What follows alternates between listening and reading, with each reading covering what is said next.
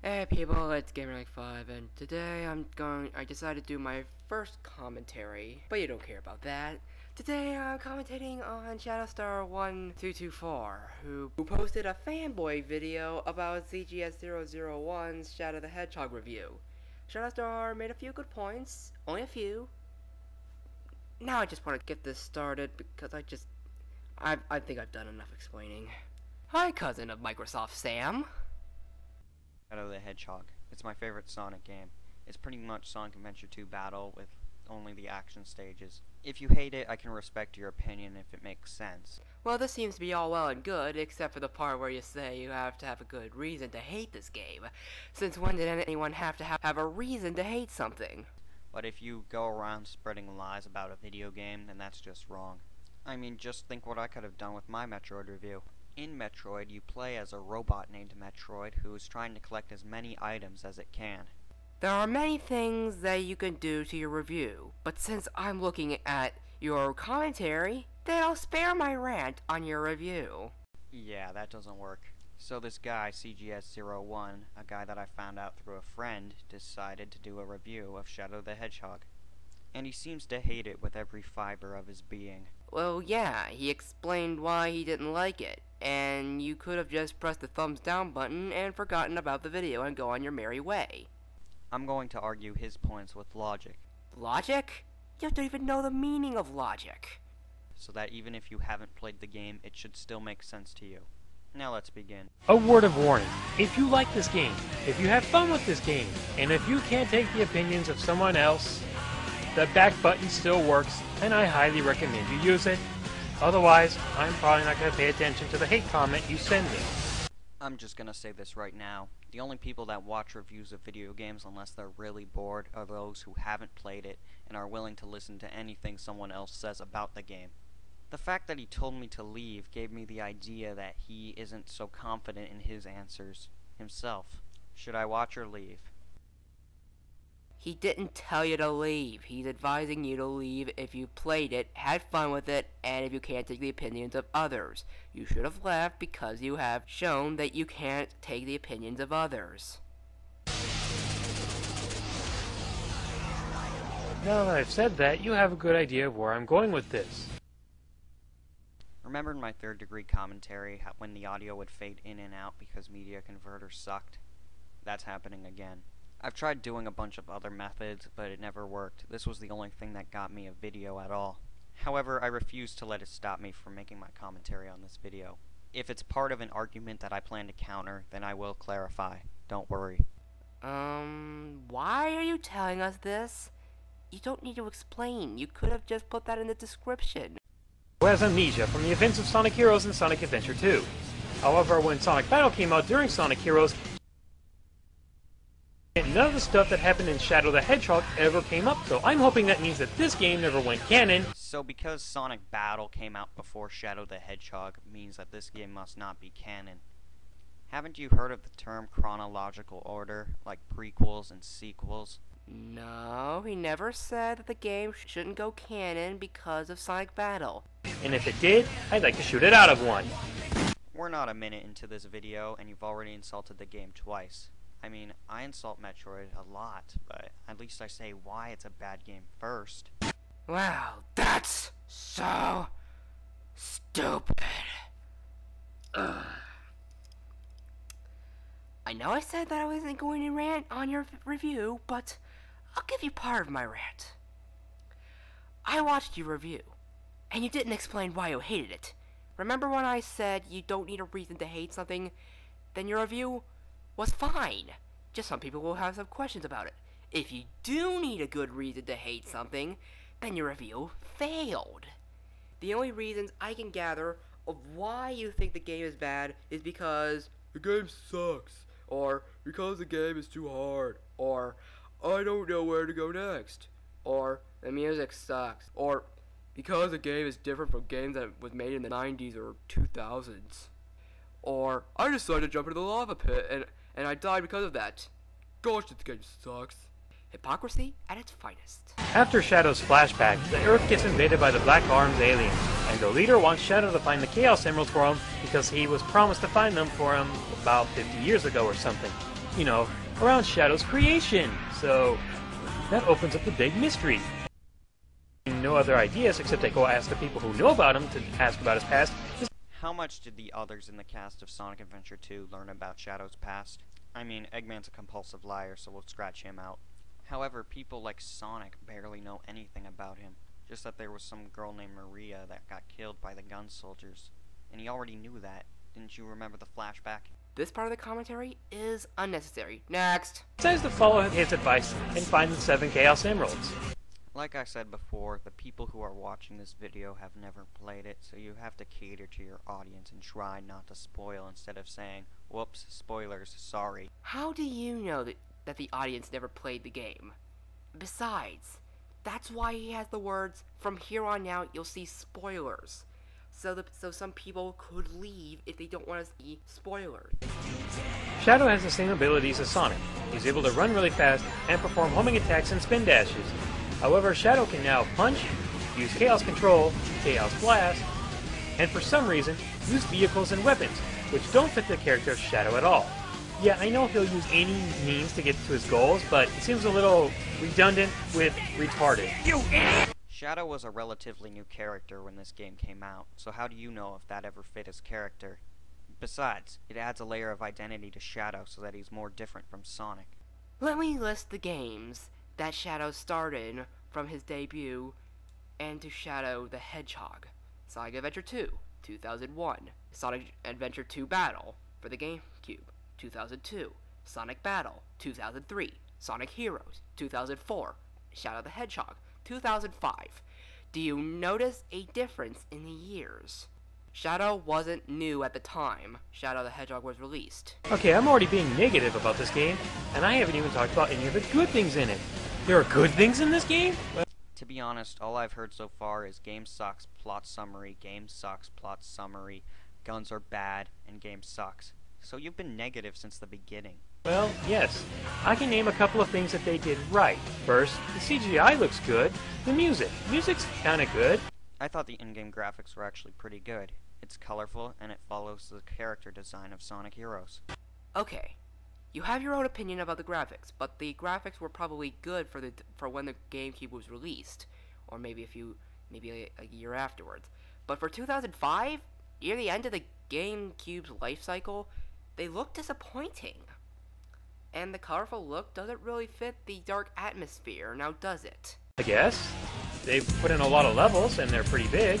The rail grinding was fixed, so now you can switch between rails much easier than you could in Sonic Heroes. True. However, while fixing these little problems while ruining everything else, it's kind of like going to your doctor and having him say, "We were able to save your toe, but we had to cut your foot off to do it. In the end, what good did you really accomplish?" You really don't think it played that much like Sonic Adventure 2 Battle? I swore it did. That comment was pointless. There are 3 different missions per level. Well, for most of them. You can either be a good guy, a bad guy, or just do things your own way. Being the good guy, you have to perform certain objectives, such as taking out all the aliens or protecting a city. If you're with a good guy, you'll get teamed up with a Sonic character. If you're neutral, you just go to the goal point and just forget about everything else. And if you choose the dark side, you'll get teamed up with a useless enemy and perform certain objectives. No matter what team you choose to follow, everybody on every side wants to kill you. Doesn't matter if you're good, the good guys will kill you. If you're bad, the bad guys will kill you. I'm sorry, that makes no sense whatsoever! That's what I thought at first, but then I realized that it makes perfect sense. It's for gameplay purposes and for story purposes. In the story, Black Doom attacks you because you admitted to him that you have no idea who the hell he is. Gun wants Shadow dead because the general still has a grudge with Shadow from 50 years ago and wants revenge no matter how much Shadow seems to have changed. With the exception of one ending, of course. Eggman wants you dead because you attacked him in Sonic Heroes. Another reason is because in the game you can switch between choosing to go through the Dark mission or the Hero mission at will. Think about Gun Fortress, where there's almost no black arms and a bunch of human enemies. If you kept Rouge with you, you would be able to pass through the level easy because no one would be attacking you. In levels with even amounts of enemies per group, you could just switch between the 2 teams at any time so that they don't attack you. Oh, I'm good. Oh, I'm evil. Oh, I'm good. Oh, I'm evil. You can't attack me. I'm on your side. Whoops, sorry, not anymore. Well, okay, you got one good point here. And no matter what side you choose and what side you end with, you can always somehow just go back to the other guys and they never care. If anybody saw the painfully suffering doomed Shadow show, you know what I'm talking about. Shadow, come to my lair now. Hey, didn't you fire me twice for being a traitor? I don't remember that. Now go! Everyone sees you as a villain anyway. That's why they don't care. They can't trust Shadow. Therefore, they are quite apathetic when Shadow joins their side for a little bit. Besides, if we had it your way, there would only be 3 story routes, being pure dark, being pure hero, and being pure neutral. It's Sonic Adventure 2 all over again, with one more route. What he means is that the characters don't seem to be surprised when Shadow joins their side, when he's been a bad guy for a while. And if you keep switching teams, the characters seem to act like they don't remember you leading the team. Oh, is that the worst part? No. There are tons of little bad parts that equal into one big, steaming, crappy game. And let's go over the rest of them, shall we? The controls. For some reason, Shadow always feels like he's on ice.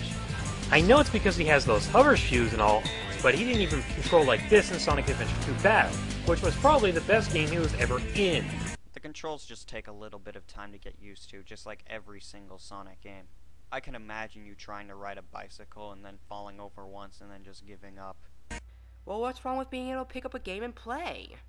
There are Sonic games that have an easier time learning the controls, such as the Genesis games. Also, why couldn't Sonic Team just use the same controls as Sonic Adventure 2 Battle?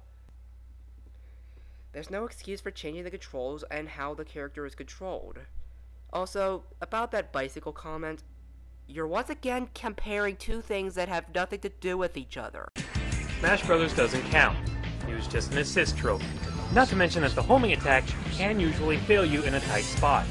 See, it doesn't know that I wanted to attack this guy, and yet it killed me. Sorry to burst your bubble, but homing attack doesn't work straight up and straight down. Plus, if you were holding forward when you did that jump dash, which I know you did, because you moved forward, then it would have moved forward anyway, because you can change which enemy you home onto if there is one by using the control stick. I doubt that homing attack would make you land on that enemy if you were holding forward, even if it did allow you to go straight down. Did you pay attention to the video? He killed an enemy with the spin dash and it was directly under him. He tried to kill that last enemy, but instead, the game did not know he wanted to kill it, and sent him forward in the wrong direction. And then there's the camera, which for some reason never wants to truly follow Shadow. If you make a turn, the only way it can really get the camera to focus on you is to jump, and hopefully it'll turn around and follow you. Because hopefully that will give it enough time to adjust. There's a control stick that changes the direction of the camera. It's called the C stick. Just a few quick taps and you can see again. It's quick enough to barely affect the game. About the C-stick comment, he said the only real way to get the camera to focus on Shadow is by jumping. The camera keeps going out of alignment with Shadow, even with the C-stick. And even if the C-stick worked, you would still have to turn the camera while running, if you don't want to stop at a turn. There were some problems with the camera in Sonic Adventure 2 Battle, but it wasn't as problematic as that Shadow the Hedgehog. You can't just run, turn a corner, and keep running because you're going to run into something. And then there's one thing that's really got under my skin. For some reason, whenever you get hit or die, Shadow will usually say, "Damn it." Damn it. And it's going to happen a lot because you seem to get hit every single 5 seconds because you usually can't see where you're going. I must not make a snakes on a plane reference. I must not make a snakes on a plane reference. I must not make a snakes on a plane reference. I must not point out the stupidity. I must not point out the stupidity. Or the controls just don't respond that well. Look, it's not that I'm all against cursing and all that. I'm just saying, keep it where it's necessary. You just got shot by a bullet or you're falling off a cliff. What would you say? Dear me, it appears I am about to die. Okay, that kind of makes sense. But in the previous Sonic games, your character would just scream or grunt. If they're trying to make it realistic, then they should have made it a completely different game. Also, you don't need swearing in a game. Also, the game is rated E10 and up. That's not the appropriate age range for that kind of language. And he explains the reason cursing in a game isn't a good idea right now. This game, it's not necessary. What if Mario was starting to swear? The best equivalent to Shadow in a Mario game is Shadow Mario. So the better question is, what if Shadow Mario started swearing? Was this necessary? No, it wasn't. He's not comparing Shadow to Mario, he's just giving an example. Look, it's funny for parody, horrible when it actually turns into the real thing. And the guns and vehicles, come on, do I really need to say it? The guns are pointless, and the vehicles are completely useless. Although I'll admit that most of the vehicles in this game weren't that great, I will say that the guns were actually a good idea, because then you didn't have to go up to an enemy and kill it. You can just shoot it and keep on moving. Well, okay, with the guns, you could just shoot and keep going. But there's a problem. You're lucky if you can hit anything, because there's no real way to target enemies with the gun. So you have to stop and then do some unreliable aiming. With the homing attack, you can just attack, then get a boost, and keep running. Granted, if you're good at the game, then it might not be a problem. But mostly, you could just run up to an enemy, use a homing attack, and then keep running at the same speed or faster. You may have noticed that I'm using the same level over and over again. That's not the smartest idea for a review when you're trying to explain the entire game to somebody. He's not trying to explain the whole game. That would take forever. All the footage someone needs for a review is just enough to explain his points. Also, he has footage for one level because, hey, why am I explaining this? He explained it for you! Well, I have a small confession to make. I was excited to get Shadow the Hedgehog. Really excited. I brought it home, played it for about an hour, became absolutely just disgusted with it, and begged my local game crazy to let me exchange it for anything else. I got Battalion Wars, a game where guns and vehicles was fun and made sense. You know, the complete opposite experience I had with Shadow the Hedgehog. Feeling that I gave up too easy on the game, I went back, rented it, and played all the way through every single ending just to find out if there were any good parts that I may have missed. I didn't miss anything but the $5 I used to rent this game. Does that count as a nostalgia trip? Either way, that wasn't necessary to put in the video. To further my point, what does that have to do with only recording one level again? It's part of the story he was telling.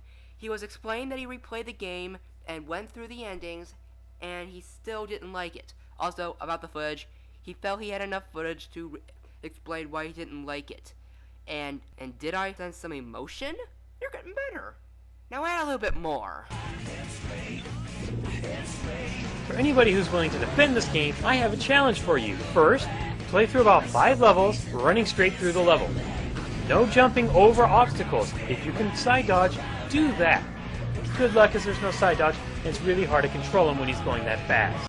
How do I put this delicately? That's the least intelligent 18 seconds of this entire review.